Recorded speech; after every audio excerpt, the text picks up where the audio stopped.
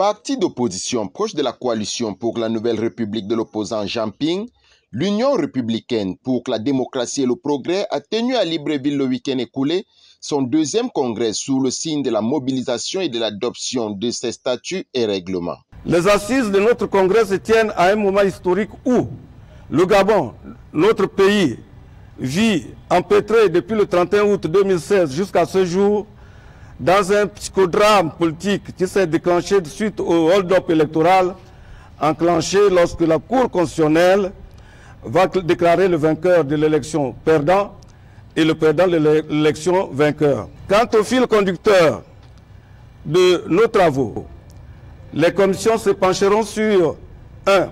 La révision et l'adoption des nouveaux statuts et règlements intérieurs du parti.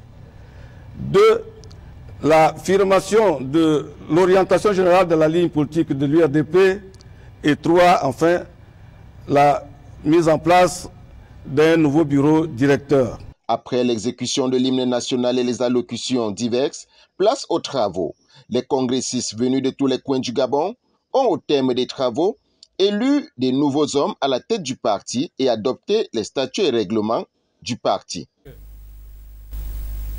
Nous sommes arrivés au terme des travaux de notre deuxième convention ordinaire tenue ce jour samedi 17 juin 2023. La tenue de cette deuxième convention aura été l'occasion de revigorer notre parti, de lui donner plus de visibilité pour la conquête du pouvoir. Nous avons adopté de nouveaux statuts et règlements intérieurs dignes d'un parti d'avenir. Nous avons, dans l'entente et la sérénité, élu une nouvelle équipe dirigeante dynamique, constituée de jeunes et des moins jeunes, des femmes et des hommes venant de 4 horizons de notre pays. Cette nouvelle équipe, appelée à porter haut l'étendard noble de l'URDP dans les 9 provinces, un parti profondément ancré dans la coalition pour la nouvelle République que dirige le président élu, M. Jean Ping.